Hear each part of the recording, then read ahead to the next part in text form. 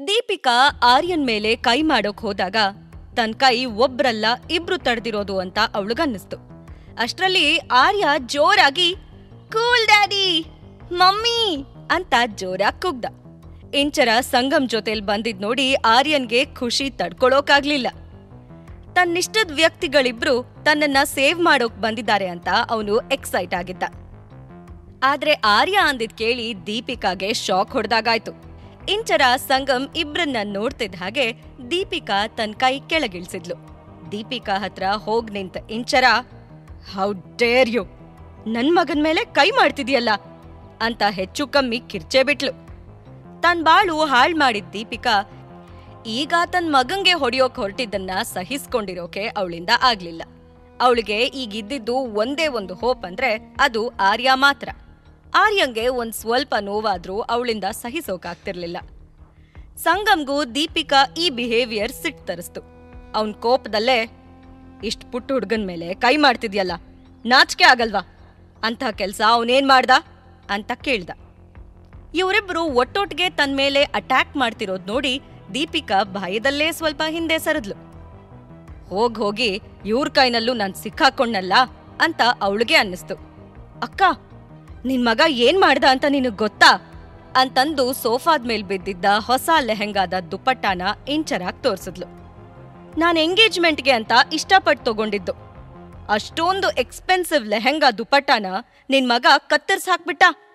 ನಾಳೆನೆ ನನ್ ಎಂಗೇಜ್ಮೆಂಟ್, ನನ್ ಡ್ರೆಸ್ ಗತಿ ಹೀಗಾಗಿದೆ ಅಂತಾನೆ ಕಣ್ಣಲ್ಲಿ ನೀರ್ ಬರ್ದೇ ಇದ್ರು ಅಳೋಕ್ ಶುರು ಮಾಡಿದ್ಲು. ಇಂಚರ ಸಂಗಮ್ ಎದುರು ತಾನ್ ಯಾವ್ ತಪ್ಪು ಮಾಡಿಲ್ಲ, ಆರ್ಯನಿಂದಲೇ ಇಷ್ಟೆಲ್ಲ ಆಗಿದ್ದು ಅನ್ನೋದನ್ನ ಅವಳು ಪ್ರೂವ್ ಮಾಡ್ಲೇಬೇಕಿತ್ತು. ಆರ್ಯನ್ನ ಇವರಿಬ್ಬರು ತುಂಬಾನೇ ಇಷ್ಟಪಡ್ತಾರೆ. ತಾನ್ ಇಷ್ಟಾದ್ರೂ ನಾಟಕ ಮಾಡ್ತಿದ್ರೆ ನನಗೀಗ ಉಳಿಗಾಲ ಇಲ್ಲ ಅನ್ನೋದು ಅವಳಿಗೆ ಚೆನ್ನಾಗ್ ಗೊತ್ತಿತ್ತು. ಸಂಗಮ್ ದೀಪಿಕಾನ್ ಯಾವ್ ಮಾತನ್ನು ಕೇಳಿಸ್ಕೊಳ್ಳೋ ಕಂಡೀಷನ್ ಅಲ್ಲಿ ಇರ್ಲಿಲ್ಲ. ಅವನ್ ಜೋರಾಗಿ, shut up, just shut up. ಅವನಿನ್ನೂ 5 ವರ್ಷದ ಪುಟ್ಟ ಹುಡ್ಗ, ಅವನ್ಗೆಲ್ ಇದೆಲ್ಲ ಅರ್ಥ ಆಗತ್ತೆ? ಆದ್ರೆ ಇಷ್ಟು ವಯಸ್ಸಾಗಿರೋ ನಿನಗಾದ್ರೂ ಬುದ್ಧಿ ಬೇಡ್ವಾ?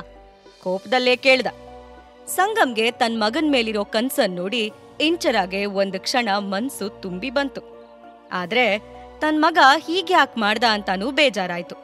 ಆದ್ರೆ ಅವಳೀಗ ದೀಪಿಕಾ ಎದುರು ತೋರಿಸ್ಕೊಳ್ಳೋ ಹಾಗಿರ್ಲಿಲ್ಲ. ದೀಪಿಕಾ ಇದನ್ನೇ ಅಡ್ವಾಂಟೇಜ್ ಆಗಿ ಹೇಗ್ ಬಳಸ್ಕೋಬಹುದು ಅನ್ನೋದು ಇಂಚರಾಗ್ ಗೊತ್ತಿತ್ತು.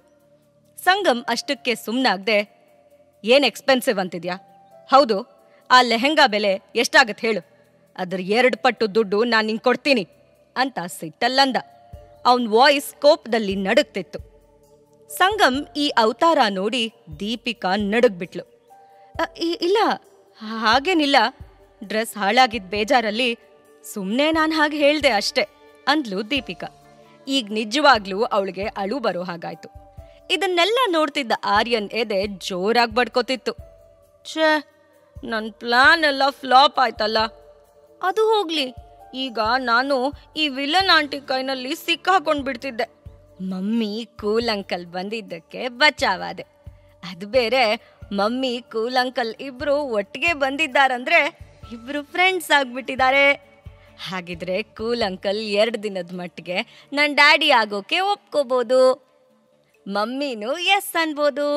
ಕೂಲ್ ಅಂಕಲ್ ಡ್ಯಾಡಿ ಆದ್ರೆ ಈ ವಿಲ್ಲನ್ ಆಂಟಿ ರೌಡಿ ಅಂಕಲ್ಗೆ ಮಮ್ಮಿ ಹೆದರ್ಕೋಬೇಕಾಗಿಲ್ಲ ಅಂತೆಲ್ಲ ಆರ್ಯನ್ ಮನ್ಸ್ನಲ್ಲಿ ಏನೇನೋ ಯೋಚನೆ ಮೂಡ್ತಿತ್ತು. ಸಂಗಮ್ ಕೋಪ ಇನ್ನೂ ತಣ್ಣಗಾಗಿರ್ಲಿಲ್ಲ. ಅವನು ಇಂಚರ ಕಡೆ ತಿರುಗಿ, ಇವತ್ತೇನೋ ಆರ್ಯ ನಾವಿಬ್ರು ಬಂದಿದ್ದಕ್ಕೆ ಬಚಾವಾದ. ನಾಳೆಯಿಂದ ಮಾತ್ರ ಅವನೊಬ್ಬೊಬ್ಬನ್ನೇ ಹೀಗೆಲ್ಲ ಬಿಡ್ಬೇಡ. ನಾನ್ ಹೇಳಿದ್ದು ನಿನಗೆ ಅರ್ಥ ಆಯ್ತು ಅನ್ಕೋತೀನಿ ಅಂತ ಡೈರೆಕ್ಟ್ ಆಗಿ ವಾರ್ನ್ ಮಾಡ್ದ. ಅವನ್ ಆಲ್ರೆಡಿ ಅಪ್ಪ ಅನ್ನೋ ನಾಟಕನ ಶುರು ಮಾಡ್ಕೊಂಡಿದ್ದ.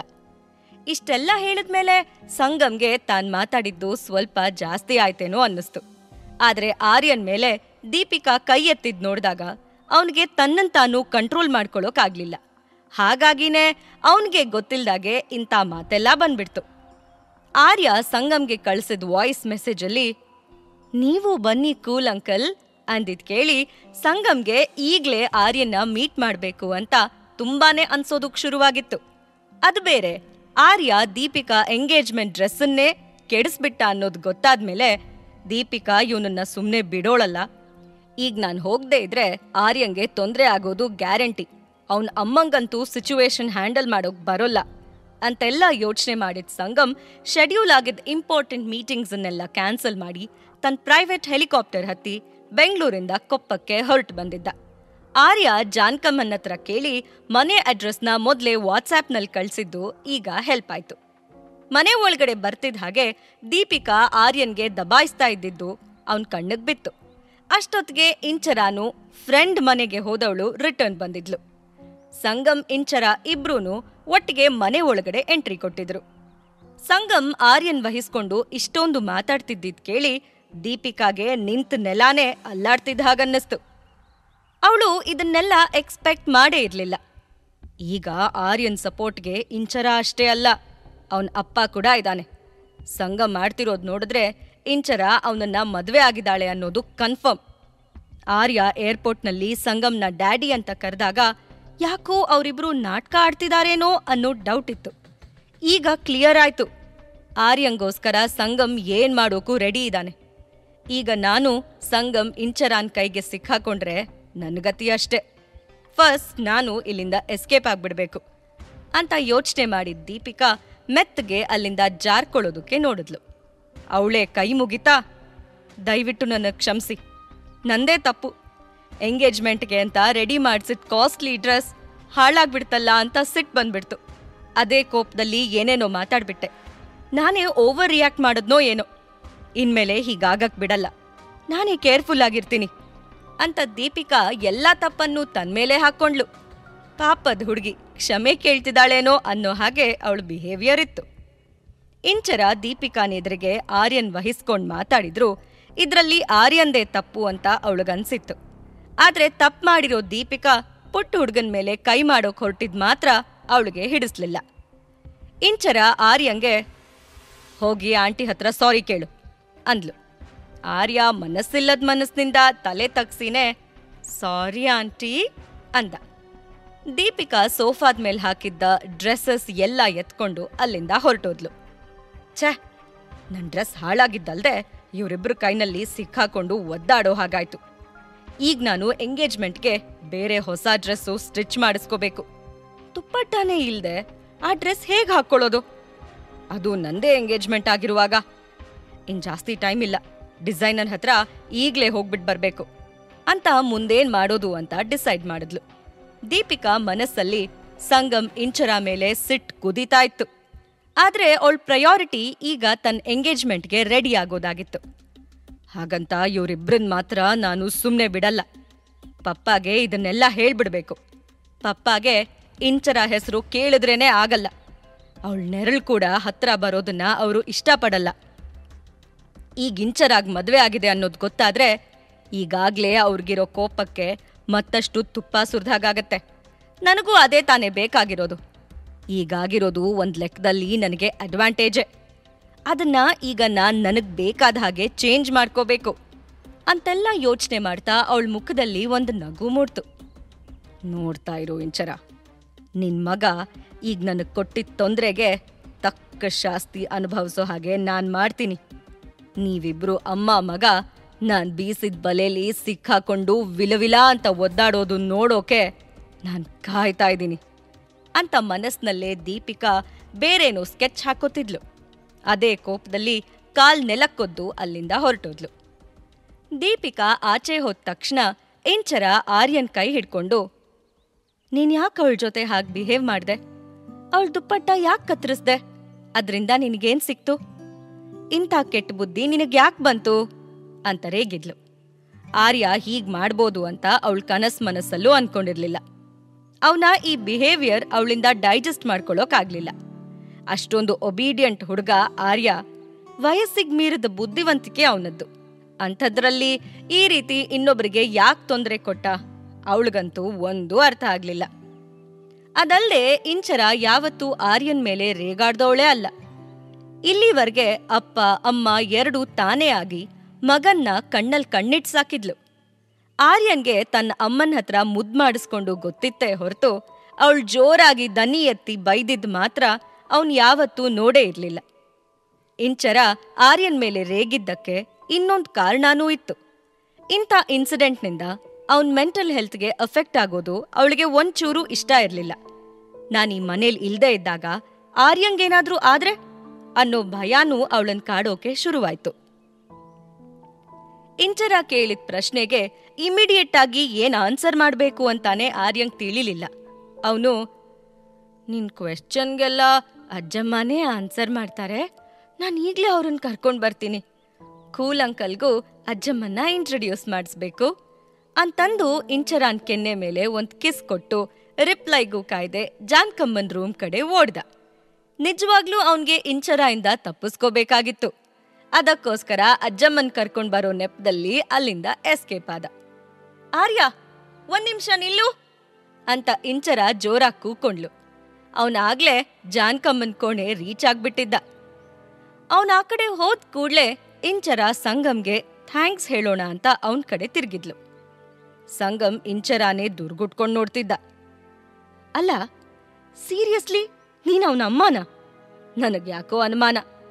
ಅಲ್ಲ, 5 ವರ್ಷದ ಹುಡುಗನ್ನ ನಿನ್ ಕೈನಲ್ಲಿ ಹ್ಯಾಂಡಲ್ ಮಾಡೋಕ್ ಆಗಲ್ಲ ಅಂದ್ರೆ ನೀನ್ ಹೇಗ ಅವನಮ್ಮ ಅನ್ನಿಸ್ಕೋತೀಯ? ಇಂಥ ಜಾಗದಲ್ಲಿ ಇಂಥ ಜನಗಳ ಮಧ್ಯೆ ಅವನೊಬ್ಬನ್ನೇ ಬಿಟ್ಟು ಹೋಗ್ಬಿಟ್ಟಿದ್ಯಲ್ಲ, ನಿನಗೊಂಚೂರಾದ್ರೂ ಬುದ್ಧಿಗಿದ್ಯಾ ಅನ್ನೋದಿದ್ಯಾ ಅಂತ ಸಂಗಮ್ ಕೋಪದಲ್ಲೇ ಇಂಚರಾನ್ ಕೇಳ್ದ. ಸಂಗಮ್ ತನ್ಮೇಲೆ ಇಷ್ಟೆಲ್ಲ ಆರೋಪ ಮಾಡ್ತಿರೋದ್ ಕೇಳಿ ಇಂಚರಾಗೆ ಸುಮ್ನಿರೋಕಾಗ್ಲಿಲ್ಲ. ಹಲೋ, ಏನ್ ಮಾತಾಡ್ತಾ ಇದ್ದೀರಾ ನೀವು? ನಾನ್ ನಿಮ್ಗೆ ಥ್ಯಾಂಕ್ಸ್ ಹೇಳೋಣ ಅನ್ಕೋತಿದ್ದೆ, ಆದ್ರೆ ನಿಮ್ ಆಟಿಟ್ಯೂಡ್ ಮಾತ್ರ ಯಾವತ್ತೂ ಬದ್ಲಾಗಲ್ಲ. ಅವಳಿಗೆಷ್ಟು ಇರಿಟೇಟ್ ಆಗಿದೆ ಅನ್ನೋದು ಆ ವಾಯ್ಸಲ್ಲೇ ತಿಳಿತಿತ್ತು. ನನಗೆ ಆಟಿಟ್ಯೂಡ್ ಅಂತಿದ್ಯಲ್ಲ, ನೀನು ನಿನ್ ಆಟಿಟ್ಯೂಡ್ ಬಗ್ಗೆ ಯಾವತ್ತಾದ್ರೂ ಗಮನ ಕೊಟ್ಟಿದ್ಯಾ? ನನ್ಗೆ ಹೇಳೋಕ್ ಬಂದ್ಬಿಟ್ಲು. ಬಾ, ಏನ್ ಹೇಳ್ಕೊಡ್ತೀಯಾ ಹೇಳ್ಕೊಡು, ನಾನು ಸ್ವಲ್ಪ ಕಲ್ತ್ಕೋತೀನಿ. ತನ್ನಂತಾನು ಬಾರಿ ಬುದ್ಧುವಂತೆ ಅಂದ್ಕೊಂಡಿದ್ದಾಳೆ. ನಿನ್ನಷ್ಟು ಆರಗೆಂಟ್ ಪರ್ಸನ್ನ ನಾನೆಲ್ಲೂ ನೋಡಿಲ್ಲ. ಸಂಗಮ್ಗೂ ಈಗ ಸಿಟ್ಟು ನೆತ್ತಿಗೇರ್ಬಿಟ್ಟಿತ್ತು. Hello, mind you language. ನನಗೆ ನಂದೇ ಹಾಸ್ ಹೊತ್ಕೊಳ್ಳೋ ಅಷ್ಟು ಪ್ರಾಬ್ಲಮ್ಸ್ ಇದೆ, ಅದರ ನಡುವೆ ನಿಮ್ದು ಬೇರೆ. ನೀವ್ಯಾಕೆ ನಮ್ಮ ವಿಷಯದಲ್ಲಿ ತಲೆ ಹಾಕಕ್ ಬರ್ತಿದ್ದೀರಾ? ನಿಮಗ್ ಮಾಡೋಕೆ ಬೇರೆ ಏನ್ ಕೆಲ್ಸ ಇಲ್ವಾ? ನಿಮ್ಮನ್ನ ಆರ್ಯ ಯಾಕಷ್ಟೊಂದು ಹಚ್ಕೊಂಡಿದ್ದಾನೆ ಅಂತಾನೆ ನನಗೆ ಅರ್ಥ ಆಗ್ತಿಲ್ಲ. ಇಲ್ಲಿಗೆ ನಿಲ್ಸ್ಬಿಡಿ.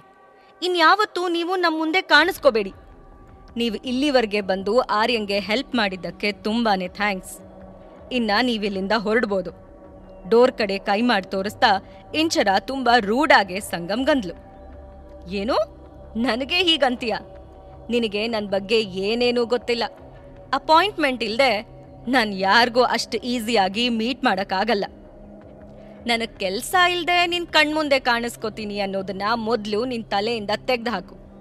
ನಾನು ಇಷ್ಟೆಲ್ಲ ಮಾಡಿರೋದು ಆರ್ಯಂಗೋಸ್ಕರ ಅಷ್ಟೇ. ನೀನು ನನ್ ಜೊತೆ ಬಿಹೇವ್ ಮಾಡ್ತಿರೋದು ಒಂದ್ ಸ್ವಲ್ಪನೂ ಸರಿ ಇಲ್ಲ. ಅದಕ್ಕೆ ರಿವೆಂಜ್ ತಗೊಳ್ಳೋದೇನೋ ನನಗೆ ಕಷ್ಟದ ವಿಷಯ ಅಲ್ಲ. ಆದ್ರೆ ಆರ್ಯ ಅಂದ್ರೆ ನನಗಿಷ್ಟ. ಅವನ್ಗೋಸ್ಕರ ನಾನು ಇದನ್ನೆಲ್ಲ ಸಹಿಸ್ಕೊಂಡು ಸುಮ್ನಿದ್ದೀನಿ ಅಂತ ಸಂಗಮ್ ಇಂಚರಾನ್ ಮಾತಿಗೆ ತಿರುಗಿ ಸರಿಯಾಗೇ ಉತ್ತರ ಕೊಟ್ಟ. ನೀವ್ ಅಷ್ಟೊಂದ್ ಬ್ಯುಸಿ ಅಂತ ನನಗಂತೂ ಅನ್ನಿಸ್ತಿಲ್ಲ. ಒಂದ್ ವೇಳೆ ನಿಮಗ್ ಕೆಲ್ಸ ಇದೆ ಅಂತಾದ್ರೆ ದಯವಿಟ್ಟು ಆದಷ್ಟು ಬೇಗ ಇಲ್ಲಿಂದ ಹೊರಟೋಗಿ ಮತ್ತೆ ಬಾಗಿಲ್ ಕಡೆ ಕೈ ತೋರಿಸ್ತಾ ಇಂಚರ ಅಂದ್ಲು. ಇಂಚರ ಅಷ್ಟೆಲ್ಲ ಅಂದ್ಮೇಲೆ ಅಲ್ಲಿ ಒಂದು ಕ್ಷಣ ನಿಲ್ಲಕ್ಕೂ ಸಂಗಮ್ಗೆ ಮನಸ್ಸಿರ್ಲಿಲ್ಲ. ಅವನ್ ಇಂಚರ ಕಡೆ ನೋಡ್ತಾ, ಗುಡ್ ಬೈ, ಇನ್ಯಾವತ್ತೂ ನಮ್ ಭೇಟಿ ಆಗಲ್ಲ ಅಂತಂದು ಹೊರಟೋಗ್ಬೇಕು ಅನ್ನೋ ಅಷ್ಟ್ರಲ್ಲಿ ಮುದ್ದಾದ ವಾಯ್ಸು ಅವನ್ನ ತಡೆದ್ ನಿಲ್ಲಿಸ್ತು.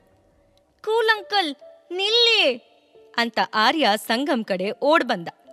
ಅವನ್ ಹಿಂದೆ ನಿಧಾನವಾಗಿ ಹೆಜ್ಜೆ ಇಡ್ತಾ ಜಾನ್ಕಮ್ಮ ನಡ್ಕೊಂಡ್ ಬಂದ್ರು. ಆರ್ಯ ಸಂಗಮ್ನ ಕರೆದ್ ನಿಲ್ಸಿ ಅವನ್ ಕಡೆ ಓಡ್ ಹೋಗಿದ್ದು ಇಂಚರಾಗ್ ಮಾತ್ರ ಸ್ವಲ್ಪನೂ ಹಿಡಿಸ್ಲಿಲ್ಲ. ಸಂಗಮ್ ಒಂದ್ ಕ್ಷಣನೂ ಇಲ್ಲಿರೋದು ಅವಳಿಗೆ ಇಷ್ಟ ಇರ್ಲಿಲ್ಲ. ಸಂಗಮ್ ಆದಷ್ಟು ಬೇಗ ಇಲ್ಲಿಂದ ಹೊರಟೋಗ್ಬೇಕು ಅನ್ಕೊಂಡಿದ್ದ, ಆದ್ರೆ ಆರ್ಯ ಅವನನ್ನ ತಡೆದ್ ನಿಲ್ಸಿದ್ದ. ಕೂಲ್ ಅಂಕಲ್, ಯಾಕೆ ಹೋಗ್ತಿದ್ದೀರಾ ಅಂತ ಆರ್ಯ ಓಡ್ ಬಂದು ಸಂಗಮ್ನ ತಬ್ಕೊಂಡು ಕೇಳ್ದ. ಸಂಗಮ್ ಪ್ರೀತಿಲಿ ಅವನ್ ಮುಂದೆ ಮಂಡಿಯೂರಿ ಕೂತ. ಆರ್ಯನ್ ಪುಟ್ಟ ಕೈಗಳು ಸಂಗಮ್ ಕತ್ತನ್ನ ಬಳಸಿ ಹಿಡ್ಕೊಂಡಿದ್ವು. ಅದ್ರಲ್ಲೇ ಅವನ್ ಸಂಗಮ್ನ ಎಷ್ಟ್ ಇಷ್ಟಪಡ್ತಾನೆ ಅನ್ನೋದು ಯಾರಿಗಾದ್ರೂ ತಿಳಿತಿತ್ತು. ಸಂಗಮ್ ನಿಧಾನವಾಗಿ ಆರ್ಯನ್ ಕೈ ಬಿಡಿಸಿ ಅವನ್ನ ತನ್ನ ತೊಡೆ ಮೇಲ್ ಕೂರಿಸ್ಕೊಂಡು, ಪುಟ, ನಾನೀಗ ಹೋಗ್ಬೇಕು, ನನಗೆ ಇಂಪಾರ್ಟೆಂಟ್ ಕೆಲ್ಸ ಇದೆ. ನೀನು ನಿನ್ ಬಗ್ಗೆ ಕೇರ್ ತಗೋ, ನಾವು ಮತ್ತೆ ಮೀಟ್ ಆಗೋಣ, ಓಕೆನಾ ಅಂದು ಆರ್ಯನ್ ಗಲ್ಲ ಹಿಡ್ಕೊಂಡು ಕಿಸ್ ಕೊಟ್ಟ. ಆದ್ರೆ ಸಂಗಮ್ ಹೊರಟೋಗ್ತಿದ್ದಾನೆ ಅನ್ನೋದ್ ಕೇಳಿನೇ ಅಷ್ಟಗ್ಲ ಅರಳ್ಕೊಂಡಿದ್ದ ಆರ್ಯನ್ ಮುಖ ಸಣ್ಣಗಾಗ್ಬಿಡ್ತು. ಅದನ್ನ ನೋಡ್ತಾ ಸಂಗಮು ಸ್ವಲ್ಪ ಎಮೋಷನಲ್ ಆದ. ಪಾಕೆಟ್ ಎಫ್ಎಂ ಆಡಿಯೋ ಸೀರೀಸ್ ಆದಂಥ ಪ್ರೇಮಲೋಕ ಕಥೆನ ಈಗ್ಲೇ ಕೇಳಿ. ಲಿಂಕ್ ಡಿಸ್ಕ್ರಿಪ್ಷನ್ ನಲ್ಲಿ ಇದೆ.